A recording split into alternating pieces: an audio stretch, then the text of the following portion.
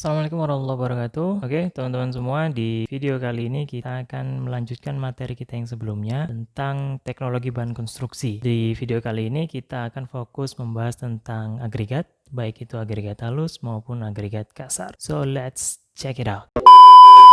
Oke, kalau kita merujuk ke SNI 2847 2019, definisi dari beton itu sendiri adalah campuran dari semen Portland atau semen hidrolis, agregat halus, agregat kasar, dan air dengan atau tanpa bahan campuran lainnya. Jadi, intinya beton itu harus terdiri dari 4 komponen utama. Satu adalah semen, kemudian air, kemudian agregat halus dan agregat kasar. Satu saja dari 4 unsur ini tidak terpenuhi atau tidak ada, maka kita tidak bisa menyebutnya sebagai beton, ya. Karena kalau hanya ada semen, kemudian hanya ada air dan agregat halus tanpa agregat kasar, maka itu hanyalah mortar, belum disebut sebagai beton. Ketika ditambahkan agregat kasar di dalamnya sehingga lengkap 4 komponen ini, maka jadilah beton. Komponen daripada beton tadi itu ada binder, komponen pengikat, kemudian ada komponen filler atau pengisi. Nah, di sini yang bertugas sebagai binder itu adalah air dan semen. Ketika air dan semen ini kita kombinasikan, maka dia akan bereaksi membentuk sebuah pasta. Nah, pasta inilah yang nanti yang akan mengikat fillernya.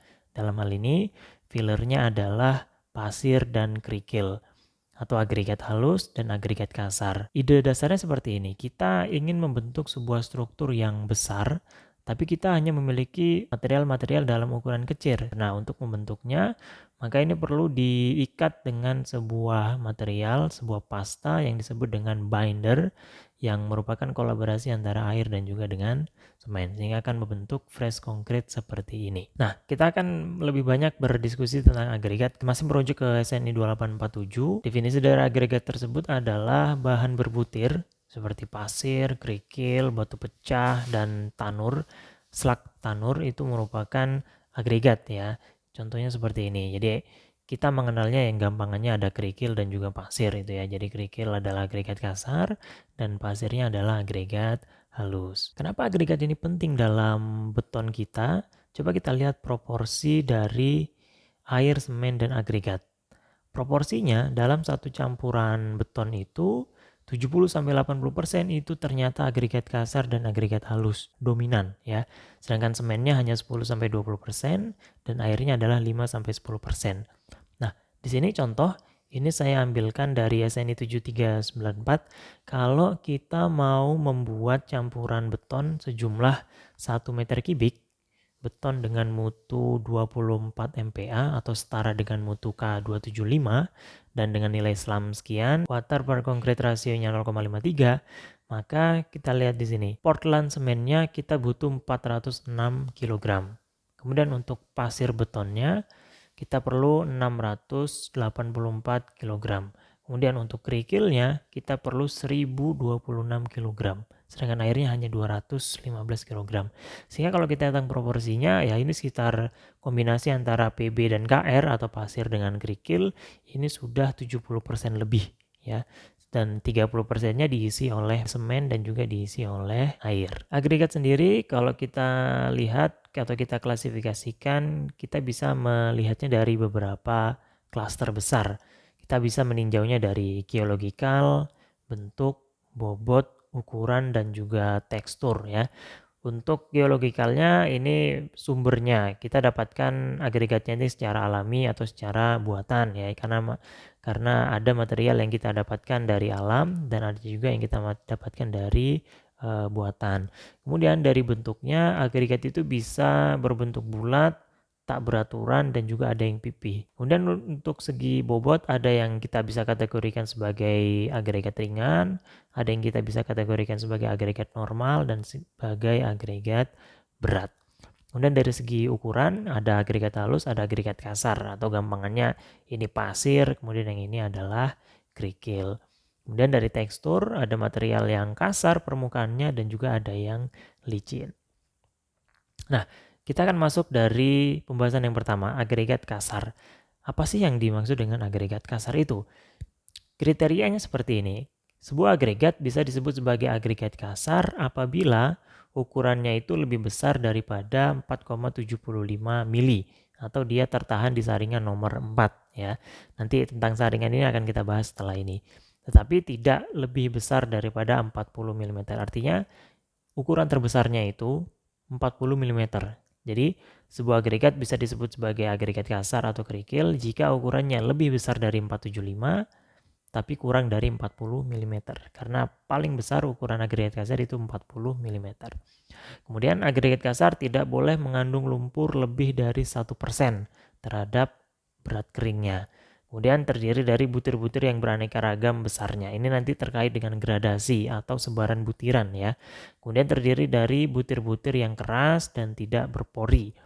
Kemudian mempunyai sifat kekal, artinya tidak pecah atau hancur oleh pengaruh cuaca dan terik matahari. Artinya dia punya durability yang baik. Kemudian bertekstur cukup kasar dan berbentuk bersudut banyak atau kubikal. Kenapa harus seperti ini? Nanti akan kita bahas. Kemudian agregat halus itu ukuran butirnya itu lebih kecil daripada agregat kasar tentunya ya. Di sini dia lolos saringan nomor 4. Kalau tadi agregat kasar itu yang tertahan atau tidak lolos saringan nomor 4. Kalau agregat halus itu yang lolos saringan nomor 4. Artinya diameternya lebih kecil daripada 4,75 mm. Kemudian syaratnya untuk agregat halus juga dia bertekstur cukup kasar dan berbentuk bersudut banyak atau kubikal. Ini sama dengan agregat kasar tadi ya. Kemudian terdiri dari butir-butir yang beraneka ragam besarnya. Ini juga berkaitan dengan gradasinya atau sebaran diameter butiran. Kemudian bebas dari zat organik yang merugikan beton. Contohnya kalau yang organik itu misalkan dia tercampur dengan sisa-sisa dedaunan atau sisa-sisa akar tanaman, itu tidak baik untuk digunakan ya. Kemudian kadar lumpur maksimum itu 5%. Kemudian ini juga sama, mempunyai sifat kekal, artinya tidak pecah dan hancur oleh pengaruh cuaca. Artinya dia memiliki durability yang baik. Nah, agregat alami itu bisa kita dapatkan langsung dari alam, baik yang agregat halus maupun yang agregat kasar. Ini semua bisa kita dapatkan dari alam. Contoh foto yang saya tampilkan di sini adalah aktivitas penambangan pasir dan batu yang dilakukan di lereng Gunung Merapi. Jadi pada umumnya gunung-gunung api itu memproduksi material atau agregat halus maupun agregat kasar dengan kualitas yang baik ya. Ini contoh yang di Merapi seperti ini. Tapi nanti yang perlu dipikirkan lebih lanjut adalah tentang ukurannya, karena tidak semua ukuran itu tersedia secara alami dari alam ya. Nanti dalam prosesnya terutama agregat kasar ya, karena biasanya itu kita dapatkan ukurannya dalam bentuk yang besar, bongkahan seperti ini. Padahal yang kita gunakan itu kan tadi maksimum 40 mm ya. Persyaratan untuk agregat kasar itu paling besar itu 40 mm. Sehingga untuk mendapatkan ukuran yang kita inginkan, maka kita perlu menghancurkan batu-batu bongkahan seperti ini sehingga menjadi kerikil-kerikil kecil seperti ini. Nah, caranya adalah dengan menggunakan alat yang dinamakan stone crusher atau alat penghancur batu ya. Ini nanti kita masukin ke sini batu-batu dalam bentuk bongkahan, kemudian nanti dia akan dihancurkan dan keluarnya sudah dalam bentuk butiran-butiran kecil seperti ini. Nanti silahkan klik link video ini untuk melihat proses pembuatan atau proses produksi dari batuan bongkahan besar seperti ini menjadi yang kerikil kecil seperti ini. Nah, kemudian ada agregat buatan, artinya dia tidak secara alami tersedia di alam ya. Agregat buatan ini dihasilkan dari proses pembakaran. Di sini salah satu agregat buatan yang kita kenal adalah fly ash atau biasa disebut sebagai FA ya. Orang menyebutnya sebagai FA atau fly ash. Ini didapatkan dari hasil pembakaran batu bara. Jadi ketika ada industri yang menggunakan batu bara, nah hasil dari limbahnya atau waste-nya itu berupa fly ash seperti ini, dan ternyata ini bisa digunakan dalam konstruksi. Kemudian yang kedua adalah blast furnace slag. Nah, kalau ini didapatkan dari hasil produksi baja.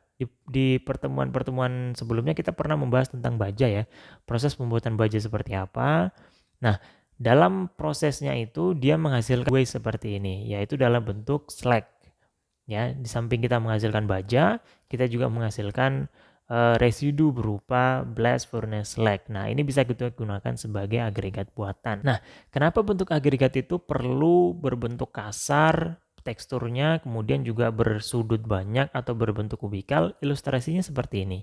Kalau kita punya agregat yang memiliki dimensi atau memiliki ukuran yang lancip-lancip seperti ini, tajam, nantinya ketika kita membentuk sebuah beton, maka dia akan sulit terjadi slip. Kenapa? Karena dia saling mengunci.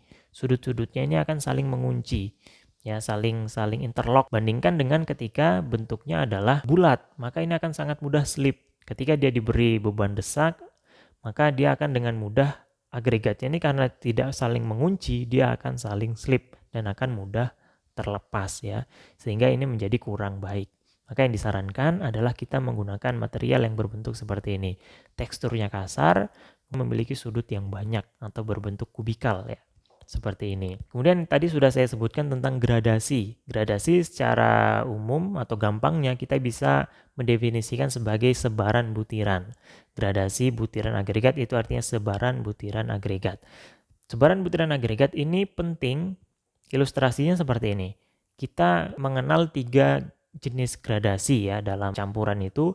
Ada gradasi baik atau gradasi menerus, well graded seperti ini. Kemudian ada uniformly graded atau gradasi seragam, artinya ukuran dimensinya sama semua, hampir semuanya sama. Kalau ini kan dia dari besar, kemudian semakin kecil, semakin kecil, semakin kecil, ini ada, diameter butirannya ada semua. Sedangkan yang terakhir adalah gradasi senjang, artinya ada dimensi yang besar, kemudian tiba-tiba dimensi yang di antara sini dia nggak ada, tiba-tiba digantikan dengan yang kecil ya. Jadi ada gap di tengah-tengahnya. Kalau kita coba campurkan well graded, uniformly sama gap graded ini kita gabungkan, maka akan kita lihat seperti ini. Kalau dia sebaran butirannya baik, maka pengisi rongga-rongganya ini akan merata ya. Karena ada dimensi yang besar, kemudian ada dimensi yang tanggung atau yang sedang, kemudian ada dimensi yang kecil, sehingga dia akan saling mengisi dalam campuran itu. Bandingkan dengan yang ini uniformly grade atau yang dia hampir semua ukurannya sama semua, sehingga akan menyisakan celah yang cukup banyak. Ini akan menjadi titik lemah daripada campuran kita ya, karena akan ada banyak gap seperti ini. Kemudian yang di sini ada yang gap graded. Dia dimensinya senjang antara yang besar kemudian langsung kecil ya. Dia nggak ada yang menjembatani untuk yang dimensi sedang seperti ini atau di antara yang besar sama yang kecil. Tiba-tiba dari besar terus tiba-tiba langsung kecil ya. Ini juga kurang baik karena dia akan mudah slip. Nah, bagaimana cara kita mengetahui gradasi daripada butiran kita?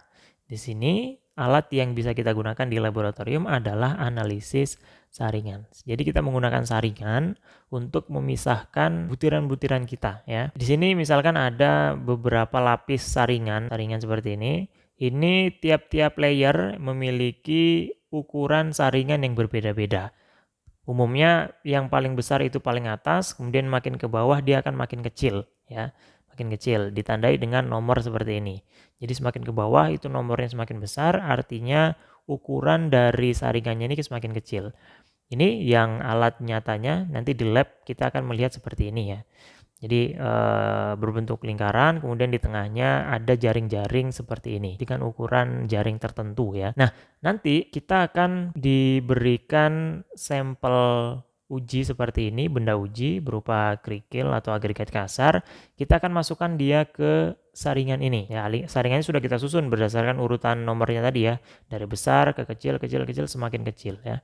Nah, nanti saringan ini akan kita masukkan ke alat getar, kemudian nanti kita akan goyangkan dia selama beberapa menit sampai sekiranya dia akan terpisahkan. Kalau sudah kita pisahkan, nanti dia akan terklaster seperti ini. Ini yang nyangkut di paling atas ini, dia bongkahannya besar. Kemudian yang nyangkut di nomor 2, kira-kira yang lebih kecil. Jadi makin kecil, terakhir nanti yang kita dapatkan ya hanya seperti pasir halus seperti ini ya. Ini yang di saringan-saringan bawah. Jadi urutannya nanti dia akan tertahan di sini yang besar. Kemudian yang lebih kecil daripada diameter saringannya ini akan lolos. Nanti dia akan tersaring di sini kalau dia masih lebih besar daripada sarang ini dan seterusnya ya. Sampai kita dapatkan semuanya terpisah berdasarkan ukurannya masing-masing.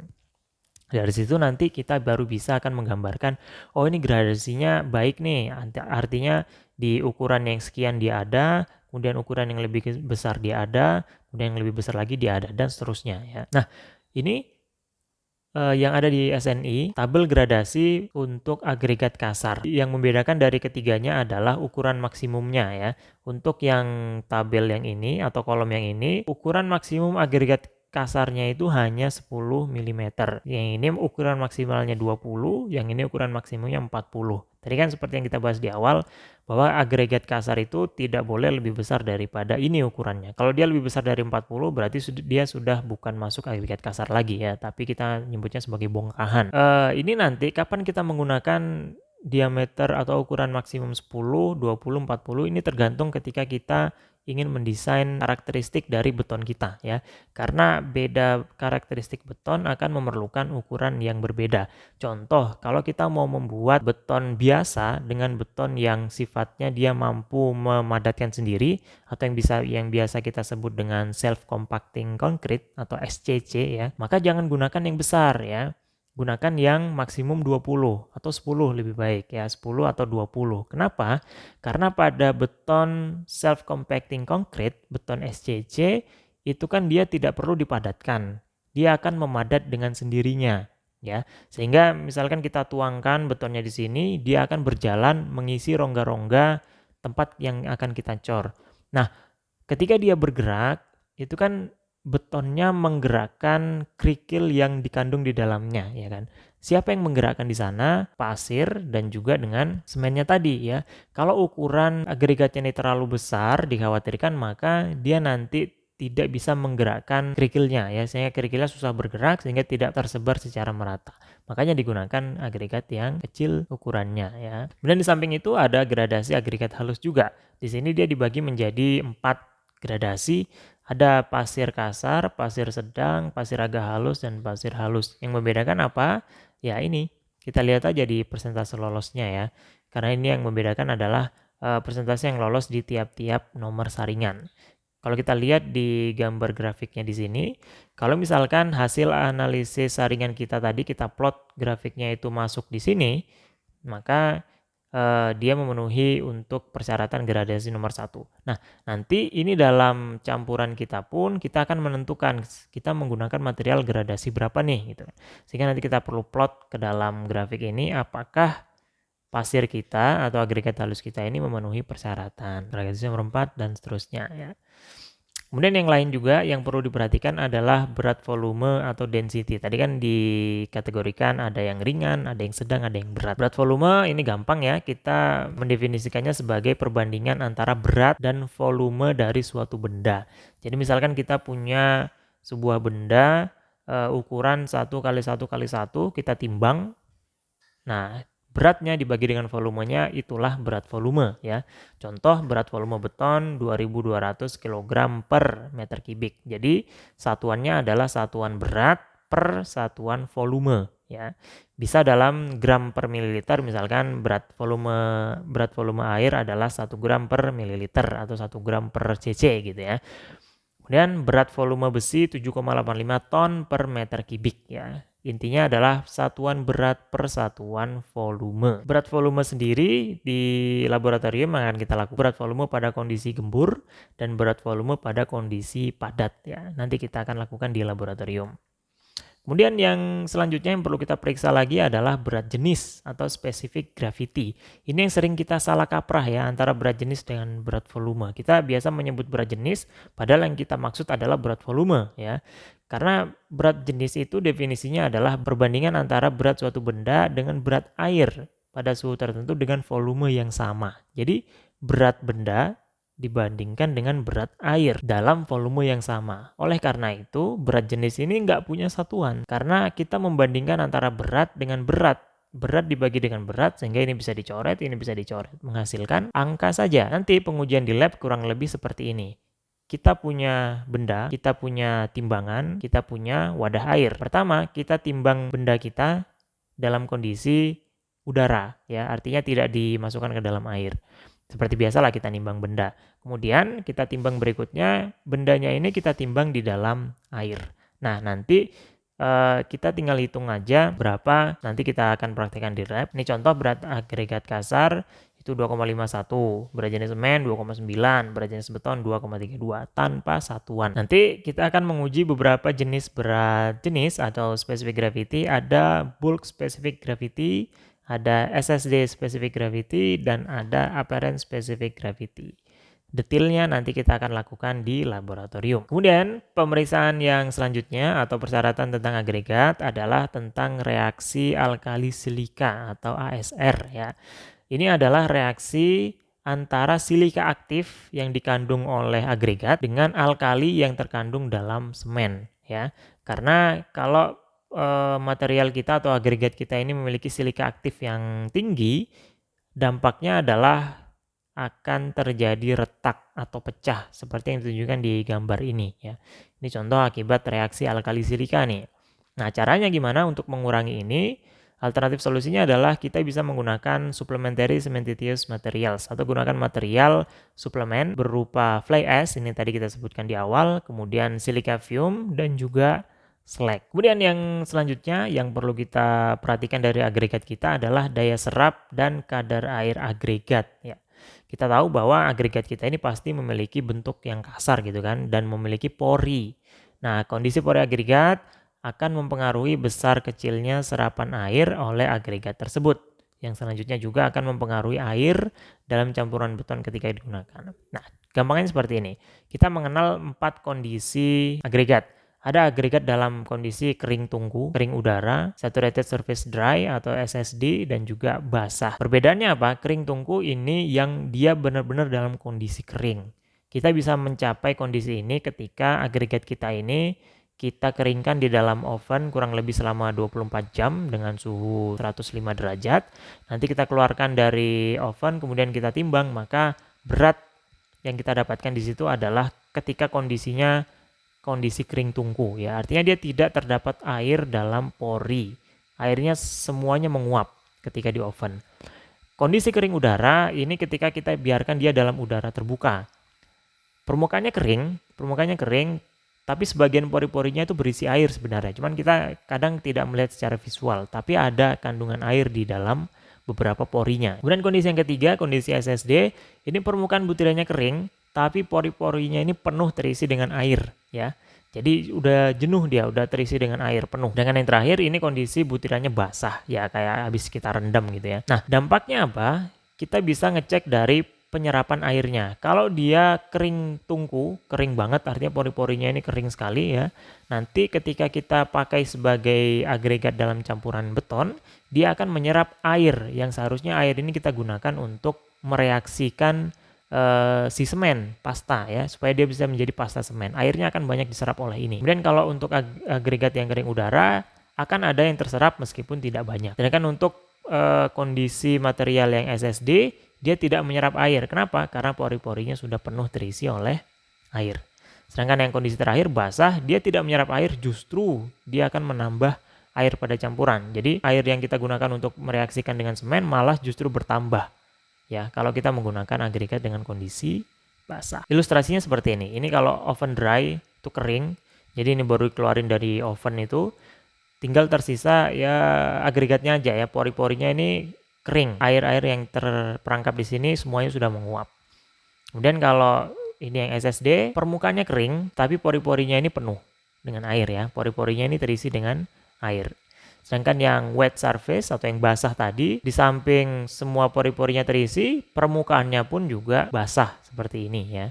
Kalau yang kondisi kering udara tadi ya airnya segini lah kira-kira airnya. Jadi di beberapa pori ini dia terisi air, tetapi tidak penuh seperti ini maupun yang ini. Oke, itu dulu pembahasan tentang agregat. Kita akan berjumpa lagi di video yang selanjutnya.